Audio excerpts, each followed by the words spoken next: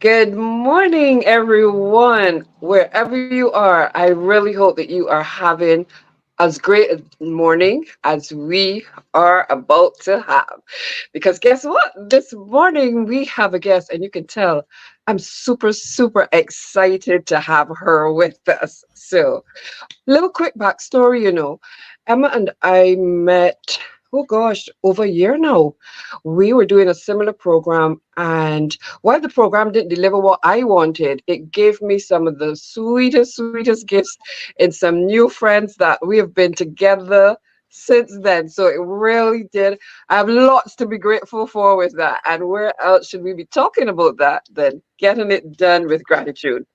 I'm here with my co-host Shelly Ann, and very quickly, I'm just going to introduce myself, let Shelly introduce herself, and then we're going to invite our guest Emma to introduce herself and tell us a bit about her.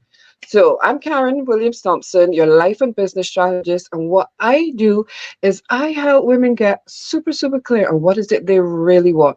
What's it that giving them that joy and that buzz from the time they wake up?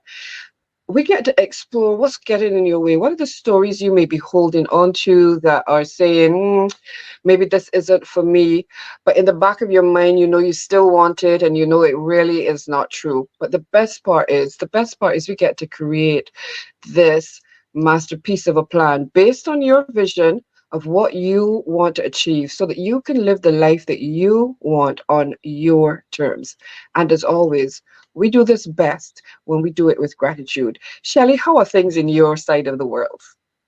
They are absolutely wonderful. And I too am excited about the conversation we're about to have because I am a gratitude guide and habit coach. And what Emma does is it fits so neatly into that kind of conversation. I am eager to get into it. And what I do is I help my clients develop the habits that they need to achieve the goals and get the success that they need because it's really all about taking those steps toward accomplishing their goals. And my keystone habit is gratitude, a daily practice of gratitude that lays the foundation so that all the other habits would be easier to implement and fall into place, as well as when life happens and things don't go according to plan.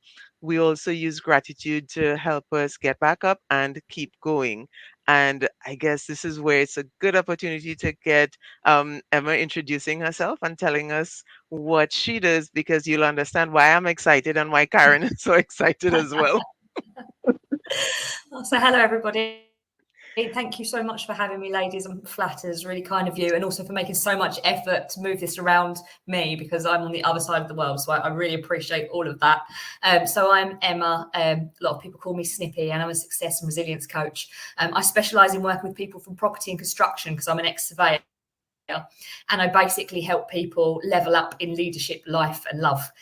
So, the idea is all of the above. You know, you might feel like something's stuck here and you're out of alignment here, or something feels not quite right there, but actually it's a symptom, not a cause. So we go in a little bit deeper, figure out what that block is, and help you on your merry way. Wow. And that Absolutely. was a lovely little nutshell. But you said let us unpick that. So, oh, that is just like so, so good. So, persons believe some Shelley and I've spoken about this where persons believe that say just having gratitude is like saying thanks, etc. But when you're working on things in your life, I always say life happens. And it's at that point that resilience has to dig in or should dig in. But how do you help persons how do you get help persons get around that bump? How do you get them to see that there's a possibility for them to just have what they want to have or to achieve what they want to achieve?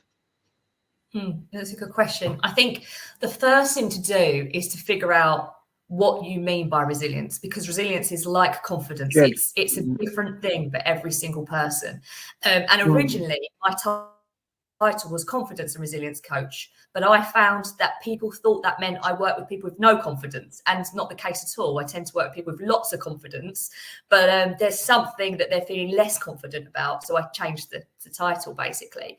Mm-hmm. So the first thing to do is to figure out what resilience means to you, and then understand how you might achieve it. So for me, resilience is knowing that I'll figure it out.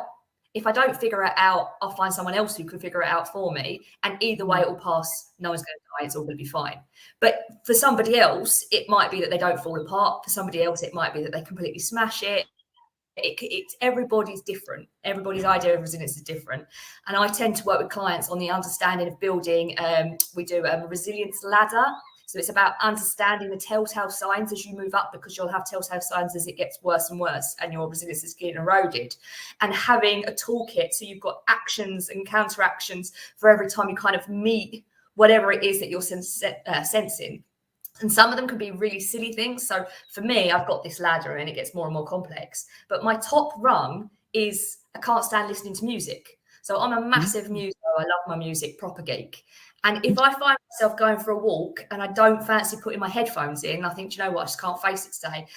That in the back of my head is like, something is very, very wrong. So then I know I have to look at my toolkit and I'm like, right, okay, what's my top tier resilience go-to to help me with this? And again, that'll be personal to me. So to come back to your question, I think it's identifying what resilience is, what it is you wish to achieve, how it is you think you should be feeling, unpicking that to make sure that that's relevant and realistic, and then building in toolkits to get yourself there.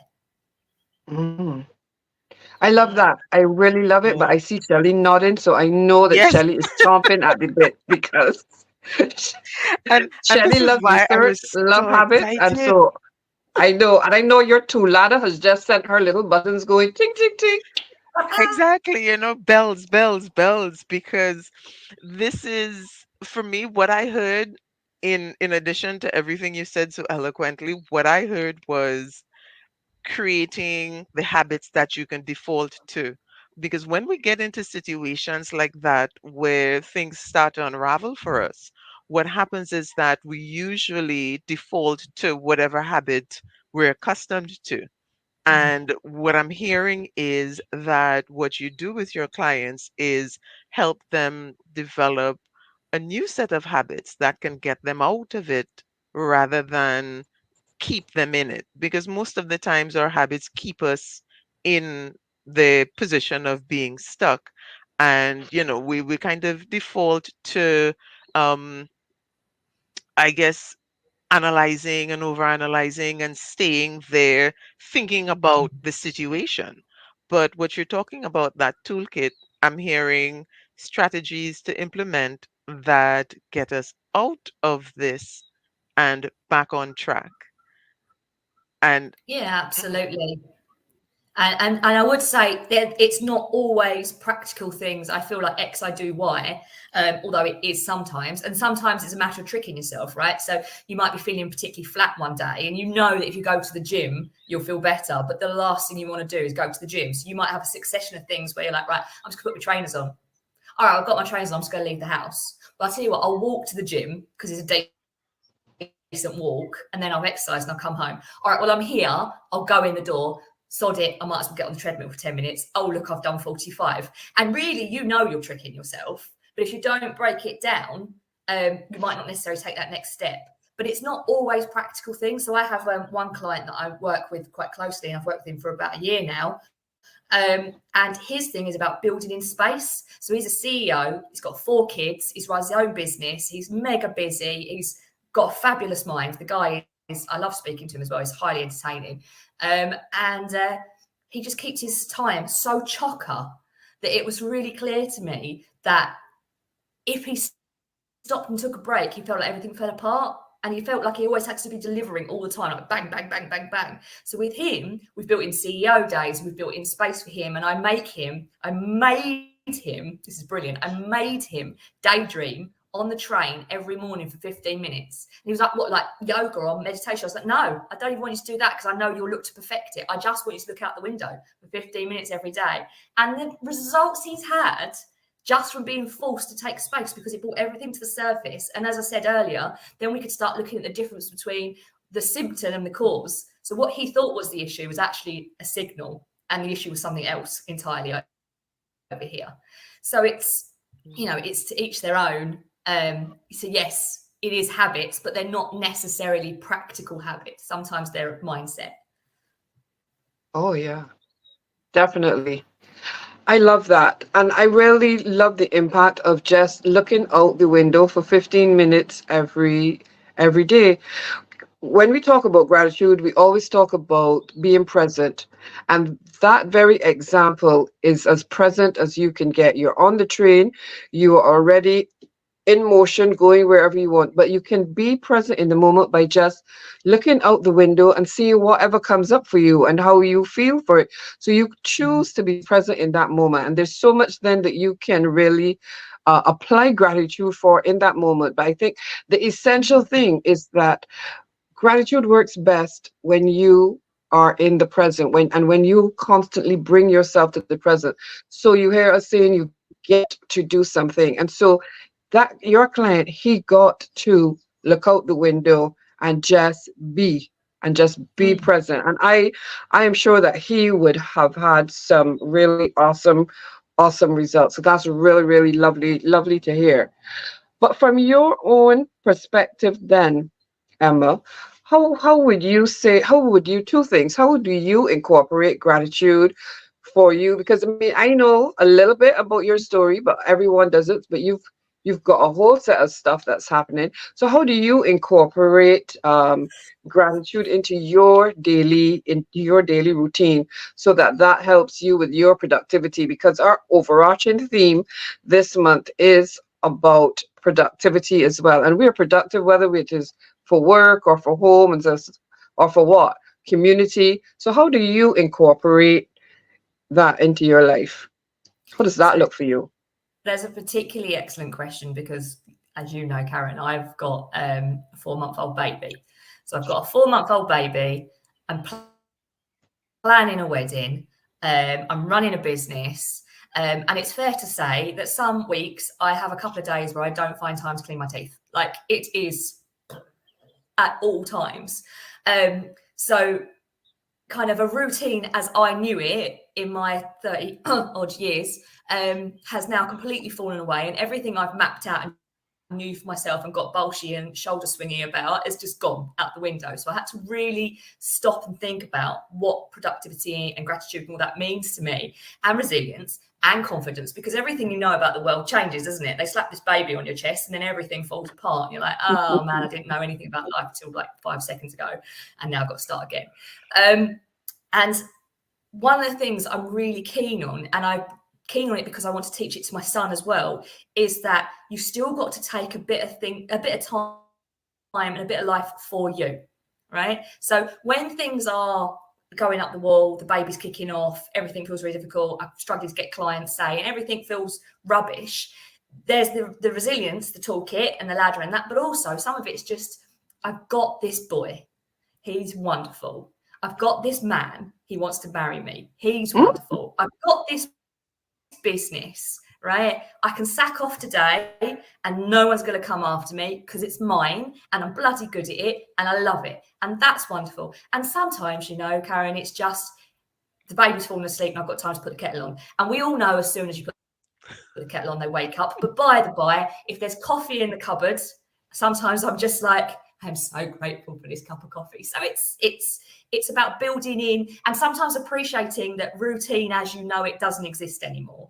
Like perhaps like today and tomorrow are going to be two completely different things, and just being cool with that, rolling with the punches. It will pass, and there's a lot to love about it. And also, it's okay to feel a bit meh sometimes, because again, it will pass, and then there will be a learning from it. You know, you have to fall 50 times to fly one, or whatever the saying is. I'm sure it's more eloquent than that, but you get my point. And I really, yeah, Yeah. that point goes home for so many of us. We've all been there at some point in time. And I think that what happens is we can get caught or snagged into that thing of thinking we need to be doing more or we need to be doing it differently. And so I love that you said sometimes it has to just all go out the window.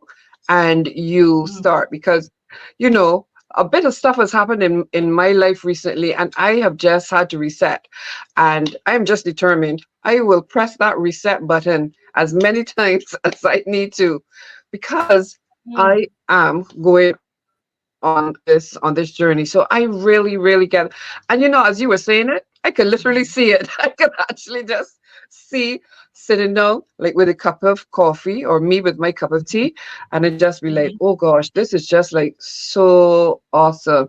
Just being able to Yeah. sit quietly, even if it's for 2 minutes, 2 minutes, and just enjoy a cup of tea. Shelly, And what about you? can I just add one thing just to say that I think it's really important that people don't confuse gratitude with positivity, because I think Yes, sometimes there can be a danger of people being like, everything is good, everything is fine. You've got to point out the sunshine. It's like, no, it's not. It's absolutely. shit right now. And it's okay. It's okay to go like, it's shit right now. But you can be grateful and in a crap place. Whereas if you're forcing yourself Yes. to be positive, sometimes it's so fake and flippant, and it just makes you feel more pressure, more Yeah. behind, more stagnant, erodes your resilience even more. So yeah, I think that's the difference, isn't it? You don't have to be like, hey, all the time, sunshines and rainbows, but you can find something to be grateful for, even in a dark day. I'm Yeah, so happy that you absolutely. mentioned that, because we spoke about, I'll let Shelley speak to it, but we spoke a couple weeks ago really about gratitude in adversity, when things are not going right, when you are Yeah. really getting the challenges and you bumped off and you're thinking, well, heck, there's nothing to be grateful for. But we had some wonderful feedback with that, right, Shelley? Yeah, absolutely. And there are three things that I want to touch on based on what Emma said, because I think these are really key points when it relates to gratitude and being present. One of the things you said, a few pages ago, when you spoke about your client, you mentioned that it's not always tangible. It's not always an action, something physical to do. Sometimes it's just a moment to think. And that space to think really makes a difference. And I feel that's where gratitude really comes into itself, because it gives you that space to think. It sort of brings you out of all the chaos and, the crazy that's happening. And it allows you that space to breathe and to think. And so it's not necessarily, like you're saying, it's not about just faking positivity, because I know the saying fake it till you make it has its, there's some value in it, but I don't like the idea of faking it, because there's so much value in what actually is. We don't have to fake it, because there is so much value there if we could only recognize it. And for me, gratitude does that. But the most profound connection that I made just now while you were speaking, Emma, was that sometimes pausing is the action. So Hmm. it's not Hmm. always about doing, doing, doing. Sometimes Hmm. the cup of coffee or tea is the time to take that break, 2 minutes, 1 minute, enough to breathe. And that makes such a huge difference. Mm. And we know this really because we're taught it really young. We're Yeah. taught at school when you've got coursework to do, don't hit it for 5 hours straight because what you write will be rubbish. Do an hour, have a break. Do an hour, have a break. Because when you come away and you come back, you've got fresh eyes, you've got more energy, you've got renewed pace, and you'll get somewhere. Whereas you stare at it for 5 hours, you might just write two sentences. And we're taught this in academia really young. People don't stop and think how that might work from a mindset point of view. It's the same Hmm. sometimes for stopping.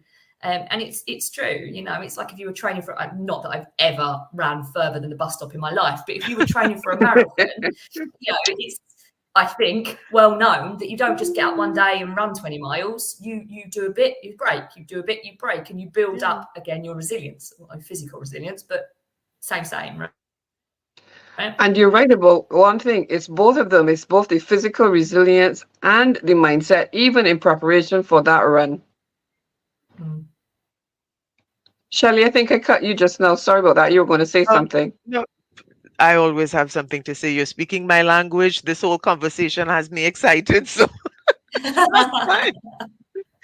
Because I was just yesterday, um, someone had reached out to me asking about money mindset. And while in the conversation, it occurred to me that, we hear people say mindset is everything, and we look at it quite often in this big chunk of mindset, like this one block, but it's not really one block, because mindset is really our attitude and beliefs about a particular thing. So when you get into the details, you'd realize that it's not one big mindset, as sometimes we're told we have a positivity mindset or a negativity mindset. It's Mm, quite often that we might be positive in some areas but negative in others. mhm, Mhm, And so it's not necessarily one or the other. And when you really look at it, we have a mindset about everything. Why? mhm, Because we have beliefs and attitudes about mhm, everything. That's how we operate. That's how we function. So I'm so happy mm, that you mentioned mindset, because I think one of the things that many people really need to understand is that it's not either or. There are details, and I can be really positive about this one thing, but this other thing I might need some assistance with to build my resilience. mm, And while I might be confident in this area, I may not be confident in other areas. And mhm, so it's not like either I need help or I don't. We all mm. need some support here and there. Absolutely, and I think again, is the thing that you've got less confidence in, is that the cause of your less lack of confidence, or is it a symptom? Do you feel less confident mhm, in that because actually you're less confident in something over there you've not identified?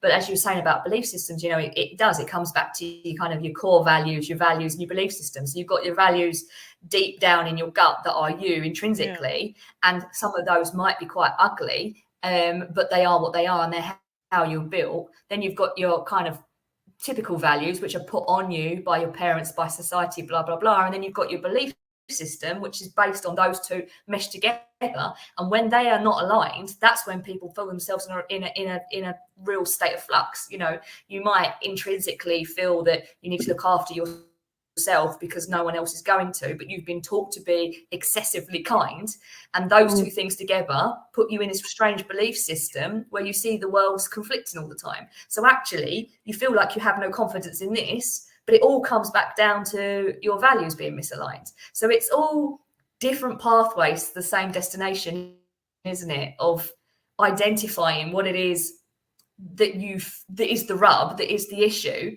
And this is where the gratitude comes back in, because being mhm, grateful allows you to flesh out how you really feel. And when you sit there and you say, I'm grateful for this, in your heart of hearts that you're just saying that to try and be positive, or whether you genuinely are. So there are a lot of signs there as well. And it's quite a handy tool for that.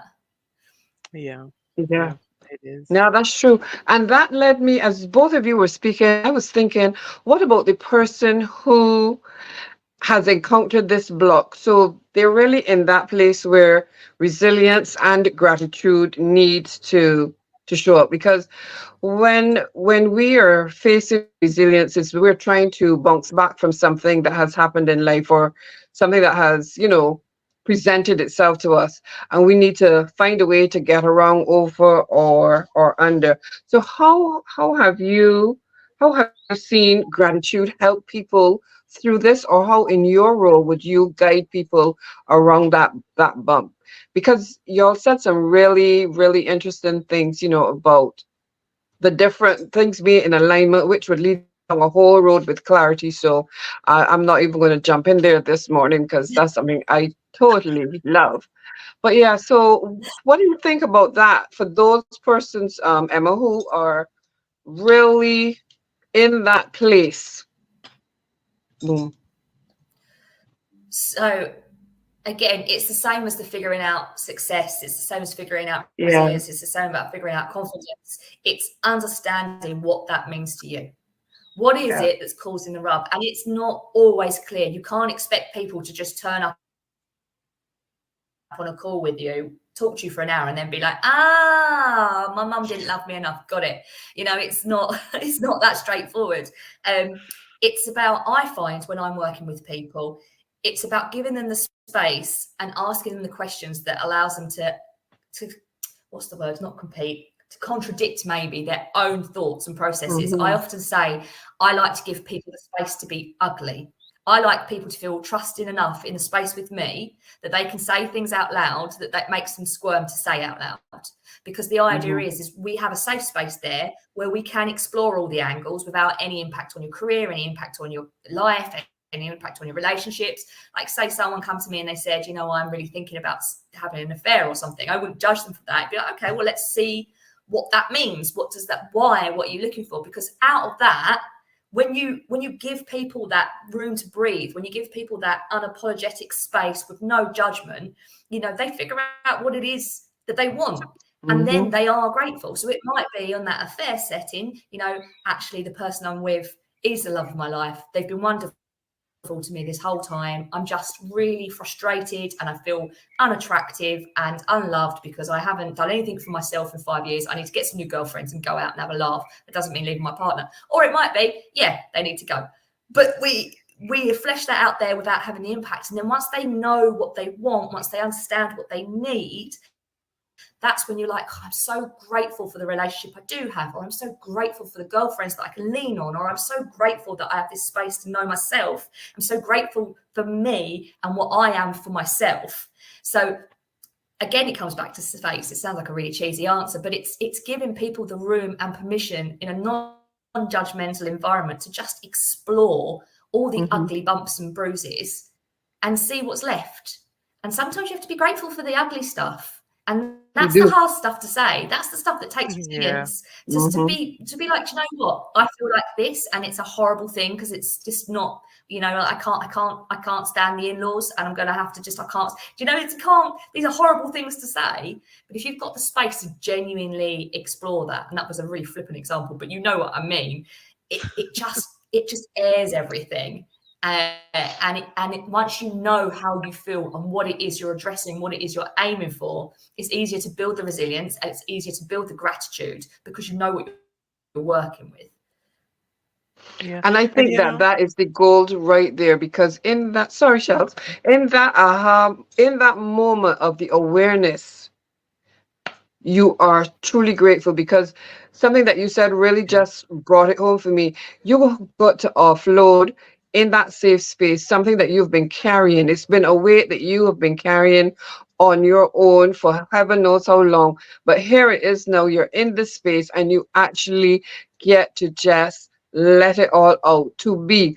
And there's nothing more rewarding than being in a space like that. And that is the beauty then of gratitude because without even knowing it, you are grateful because that sense of relief, that sense of peace, that sense of everything that may come to you after you've been able to just share this and actually say it out loud is going to be just Mm. tremendous. Mm, yeah. And Absolutely. you might be I was grateful because you wasn't sure what the weight was and you've just figured it exactly. out. You might just figure out what the weight is and you're like, now you Yes. know. Yeah. Yeah. That's Hmm. that that's where I was heading.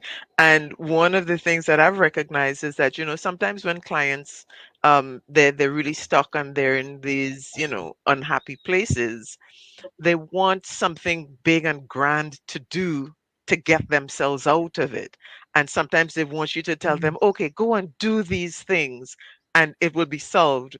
But where we begin and where it always begins is in those quiet moments of being totally frank Mm. and open and allowing yourself just to be and feel and experience what it is you're experiencing.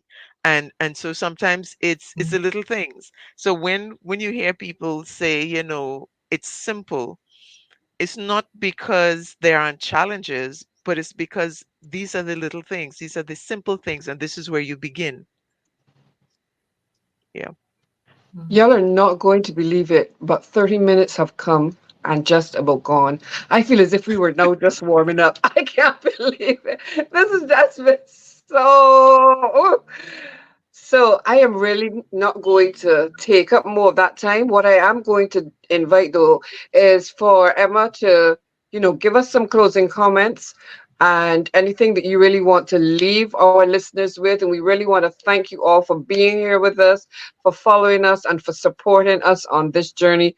We truly, truly appreciate it. And Emma, thank you from the bottom of my heart. Tell Gene I send hugs and kisses and tell him thank you for sharing mommy with me for this time. But what would you like us to have as our takeaways? And then Shelley, I leave you to bring it home. So I would say, I'm thinking the best way to word this, to remember that success, confidence, resilience, gratitude, all of these big buzzwords that we have in our industry, they are unique to you. Mhm. Figure out what it is you want and what that looks like for you, and then try and get it, because you'll end up tripping yourself up and you're putting undue pressure on yourself for no real reason. So take your time, create space, figure out what these things mean to you, and then figure out how it is you want to achieve them. Nice. Lovely. Absolutely. I almost said amen, but that, that was really because I really do think that's the core of it. And I want to add in just one final thought to close off.